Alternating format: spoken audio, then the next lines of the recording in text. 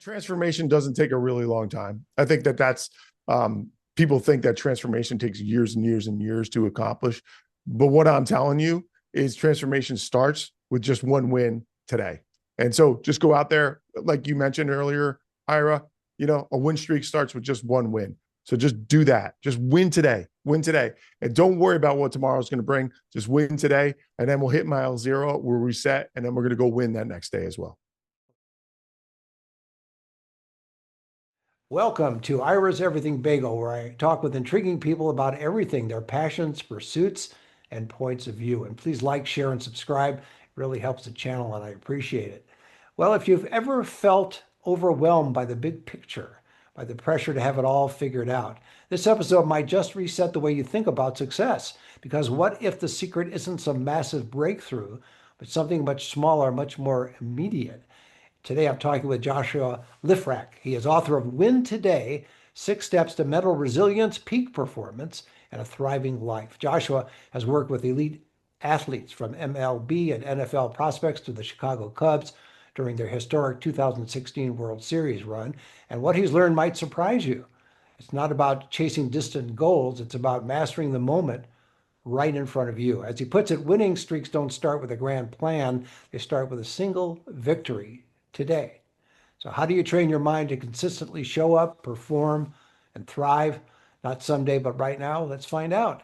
Win Today, 6 Steps to Mental Resilience, Peak Performance, and a Thriving Life is available on Amazon, Barnes & Noble, bookshop.org, and all the usual places. And for everything about Joshua, go to Joshua Lifrak, that's Lifrak, Lifrak, joshualifrak.com, and follow him on Facebook, Instagram, and LinkedIn. And Joshua, welcome to the show.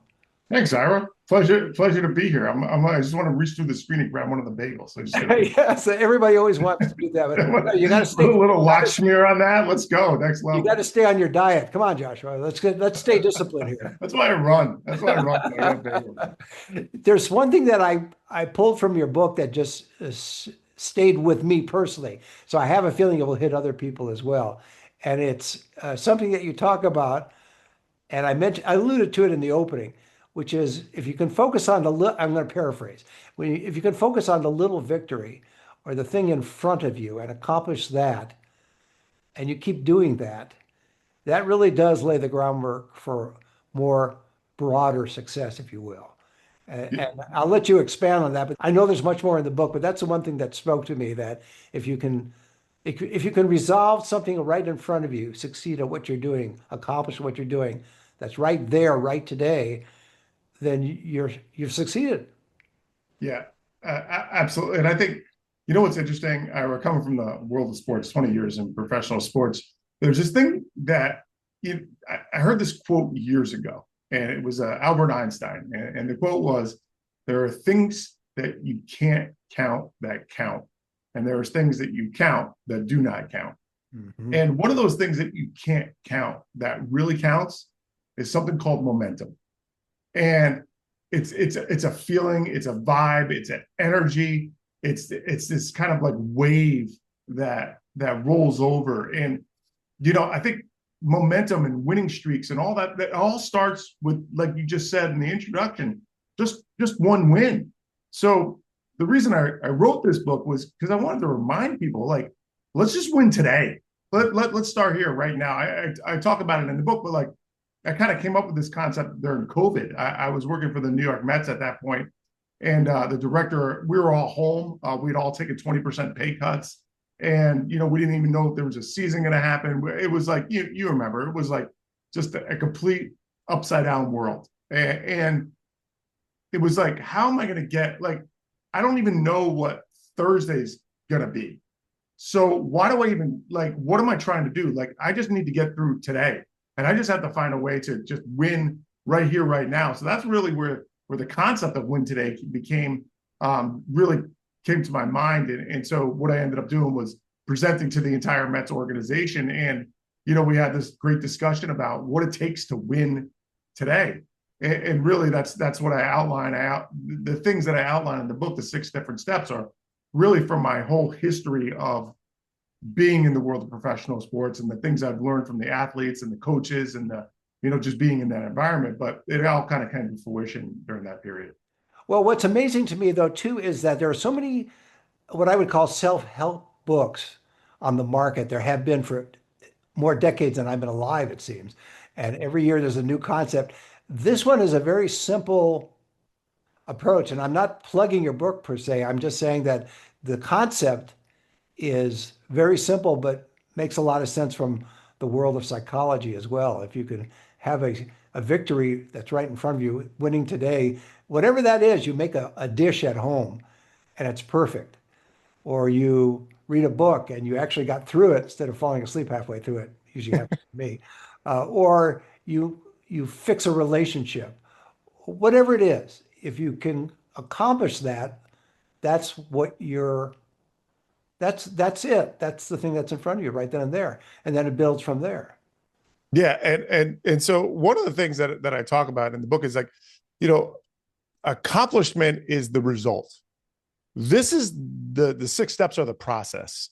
And like we used to have a phrase in Chicago when I was there with the Cubs, and it was coined by Joe Madden: the process is fearless, right? And so these six steps are all about, hey, you do these six things. That's your process to accomplishment and success in the day from the mental side.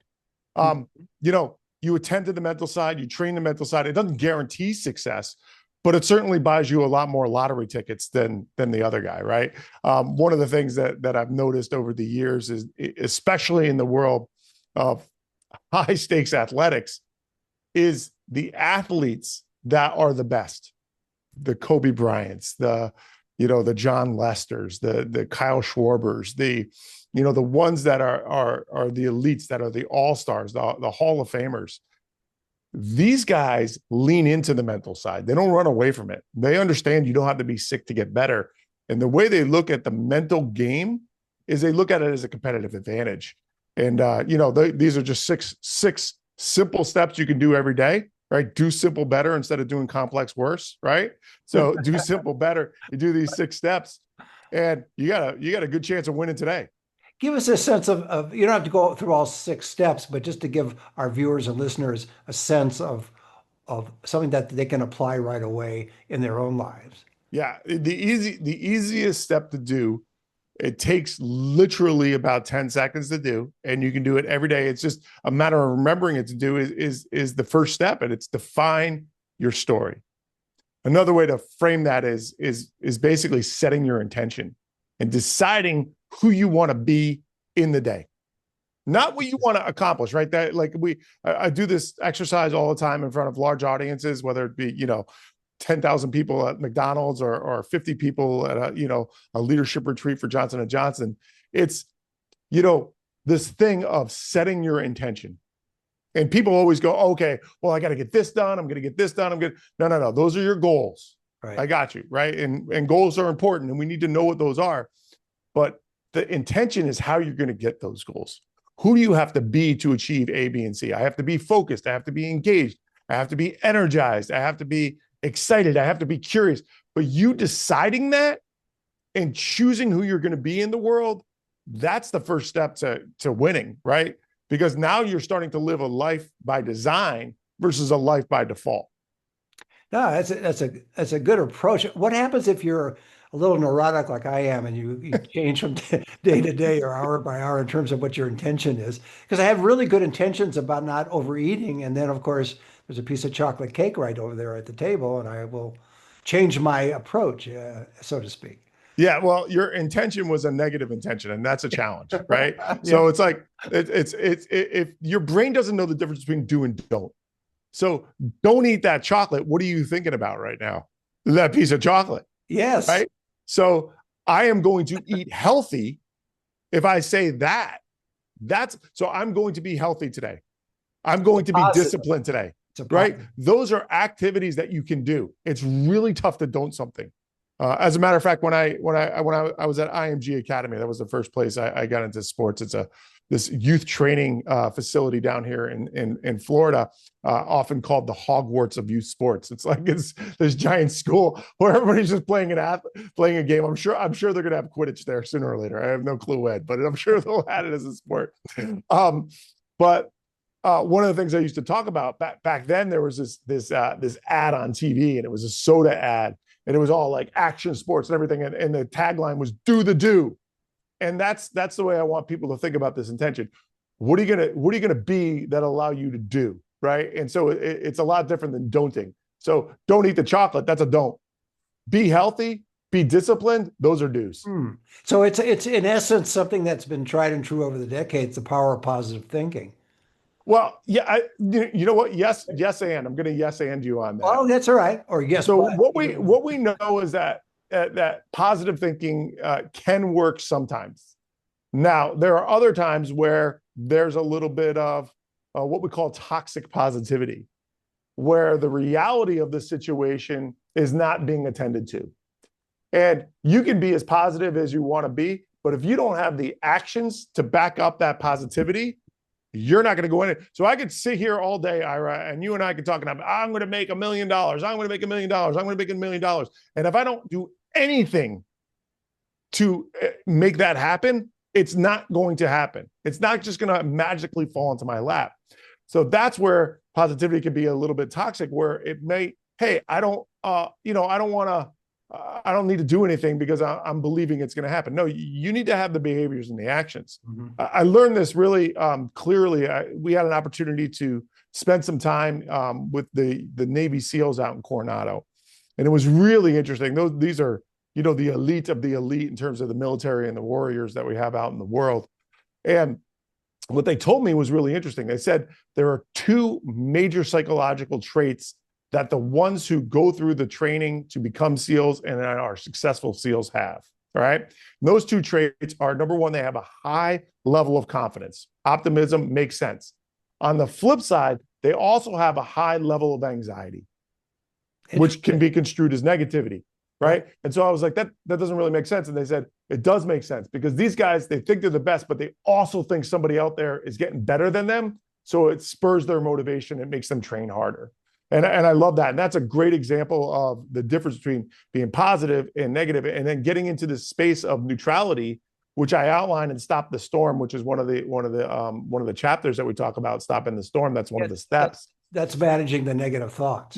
Yeah, exactly right. And what neutral is just, at Limitless Minds, the company I work with, to when we do a lot of speaking engagements with pharmaceuticals, we coin neutral thinking as, it's dealing with the concrete and objective facts without judging or grading.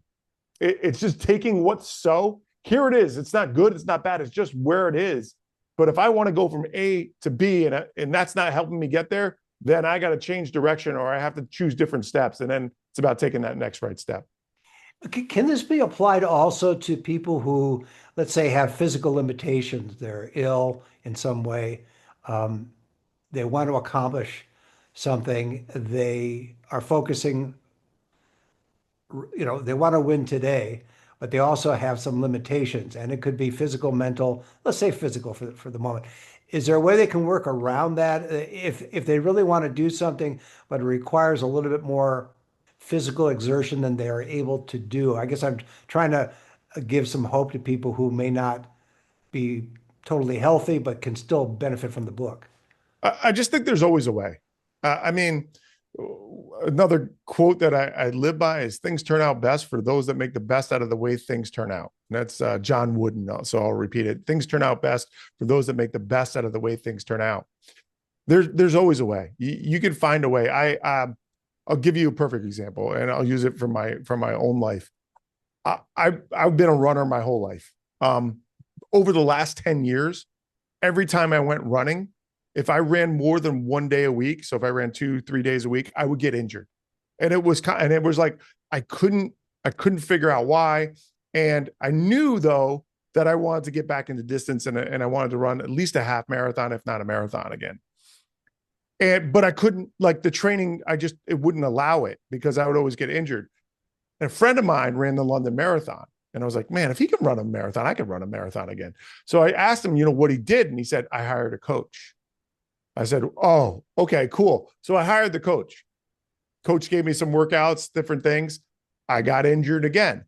So then the coach said, listen, you need to go and do some physical therapy, because obviously there's some deficiencies in your gait and stuff like that. So I did 6 weeks of physical therapy.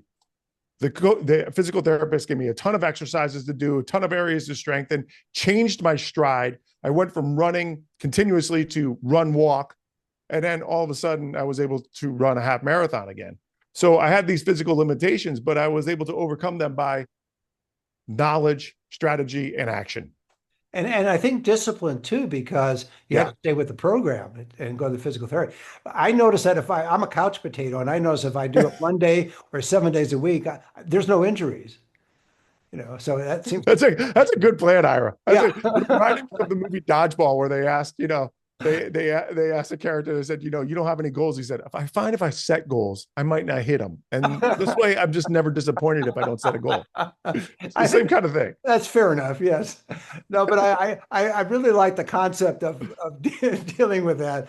And I'm not a couch potato actually in reality, but I know exactly what you're saying. You can't figure out why you're trying to expand your physical horizons by running more than once a day. And you're coming up against injuries, can't figure it out. And by process, not of elimination, but really of talking to your friend and then talking to a coach, and then going to a physical therapist, you solve the problem. But it's a lot of steps, but you had the determination to do that. And also, too, I didn't buy into the negativity, because I really could have written a story in my brain of there's no chance. There's no hope here. All I do every time that I get, it's been 10 years of it. I mean, I took over the mental skills program for the Chicago Cubs. They hadn't won the World Series in 106 years when I took over. By the time we won it, it was 108 years.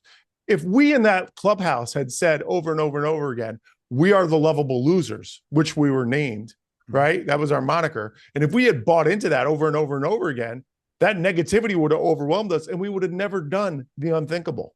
Right. And so that's one of the big things. Again, define your story.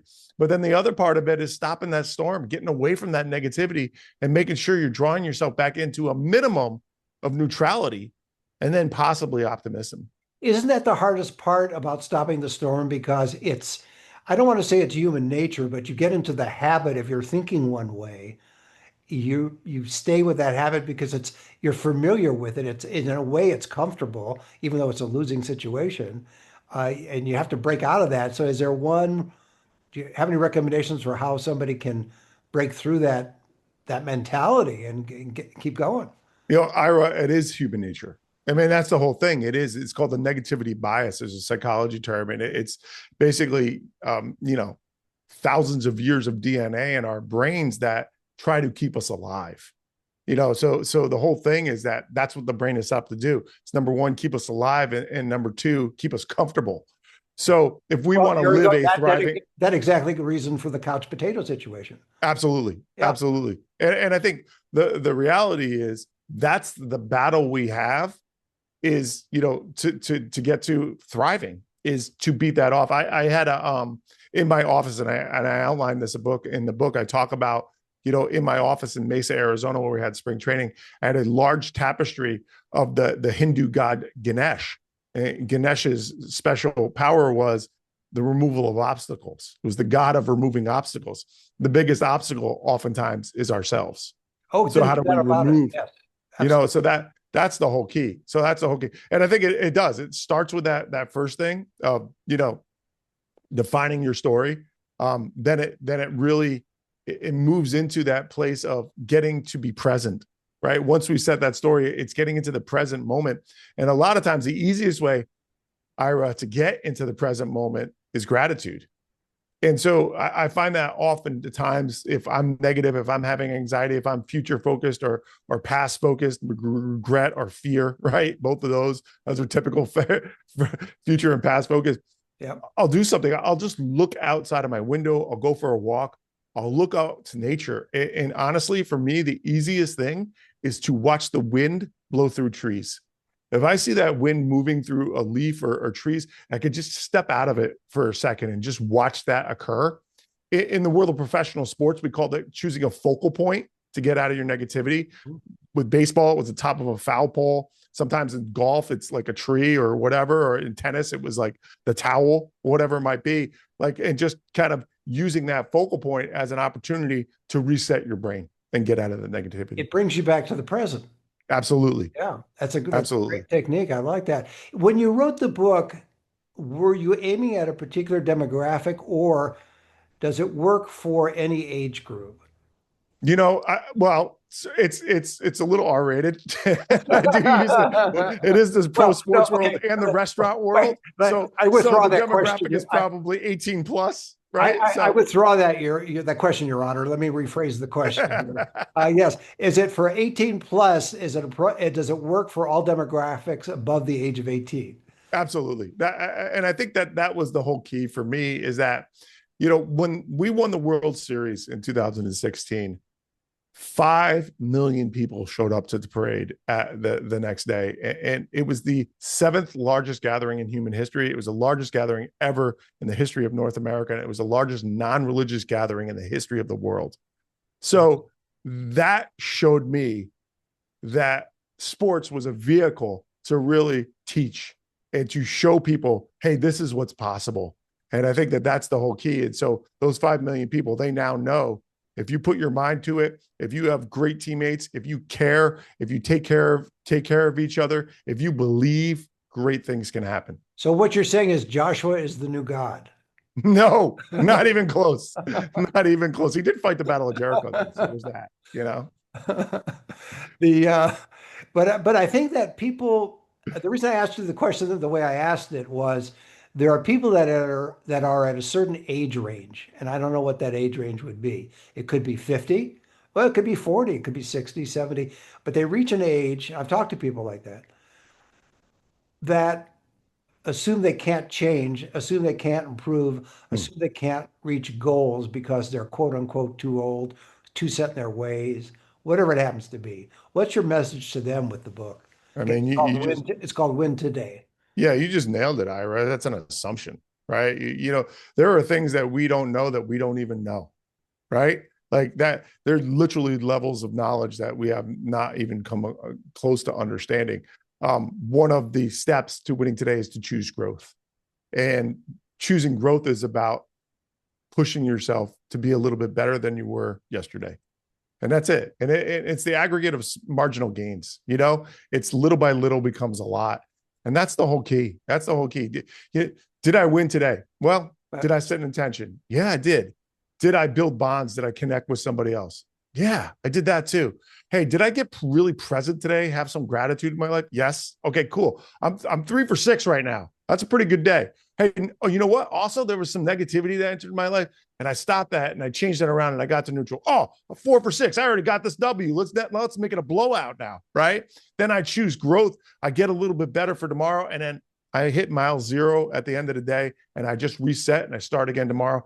That's a huge win. That's a Yes. big time win, But regardless of your age. exactly. And I think though, and that may be a sub strata of your book in terms of marketing is to let people know who are in certain age ranges that you can have an impact on your life at 40, 50, 60, 70, 80, 90. It doesn't matter. I mean, you Doesn't look at matter. some art, I'll give an example, just artists in general, performers who do very well in later stages of their life because they're always growing, they're always creative, they're doing things.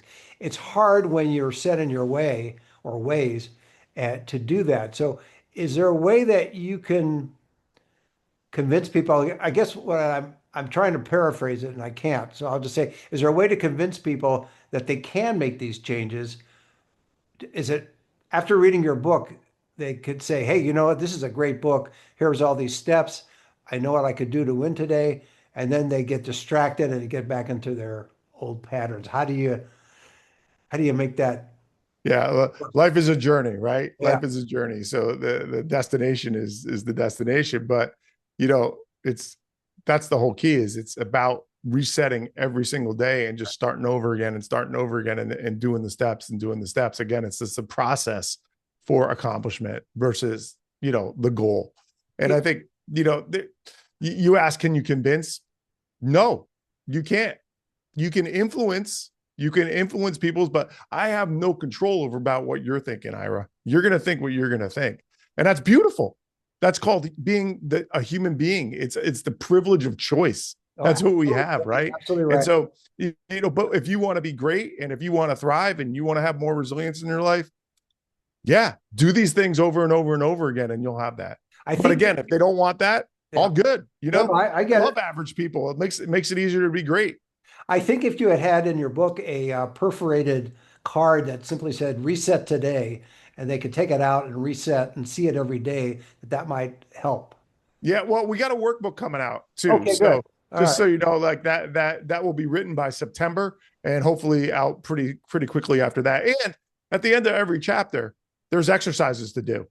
So you can go in there and hey, here's an exercise for defining your story. Here's an exercise of how to get really present. So those are in there as well. I've asked this, I think, at the beginning, but I want to ask it in a refined way. And I have one last question for you. The question is, if people hearing and listening, it's the same thing. If people are listening to us or watching us, No, it isn't the same thing. Hearing and listening is well, very very different, good actually. point. Very good point. You're right. Is there something they can immediately do after listening, hearing, and watching this that can get them on the Ira. road before they even get the book to get them on that journey? Yeah, yeah. The number one, we talked about it already, but just choosing an intention every day. And if you do it in the morning, phenomenal. I do it when I walk my dog. I have a very specific spots on this little bridge that we cross. So we cross that bridge and I decide who I'm going to be Right. today. Right. The second one, is this. Ready? Yeah. Really simple. Outside of getting present, we talked about getting present and looking at the trees and having the focal point. Another way you can do that is you can exhale without sound. I know that sounds crazy, but if you want to just get present, you can inhale as loudly as you want. And then when you exhale with absolutely no sound. Like it's just like a whisper, very, very quiet. And what ends up happening is you end up really focusing on that exhale. Because if you don't focus on the exhale, you're gonna breathe loudly. Right. So if you exhale with as little sound as possible, you'll slow your breath down and then you'll get a little bit more focused. And you have to take a breath mint before you do that. Yeah, you actually have to, yes, you do got to do that. And you have to actually inhale as well. So Exactly. Oh, yeah, it helps too. Yeah. So before I let you go, we have about a minute left. What would you like people to take away if you had to narrow it down? What would you like people to take away from reading the book, Win Today? yeah, that transformation doesn't take a really long time. I think that's people think that transformation takes years and years and years to accomplish. But what I'm telling you is transformation starts with just one win today. And so just go out there, like you mentioned earlier, Ira, a win streak starts with just one win. So just do that. Just win today. Win today. And don't worry about what tomorrow's going to bring. Just win today. And then we'll hit mile zero. We'll reset. And then we're going to go win that next day as well. Well, that's a great way to leave it. My guest has been Joshua Lifrak. He is author of Win Today, 6 Steps to Mental Resilience, Peak Performance, and a Thriving Life. It's available on Amazon, Barnes & Noble, and all the usual places, including bookshop.org. And for everything about Joshua, go to Joshua Lifrak. It's Lifrak, Lifrak, joshualifrak.com. And you can follow him on Facebook, Instagram, and LinkedIn. Joshua, thanks for being on the show. My absolute pleasure. And, now that we're done, I'm going to run downstairs, slice a bagel in half and throw some Lakshmi on it because it just looks too good. It just looks too good. And join us every Thursday for a new schmear on Ira's Everything Bagel.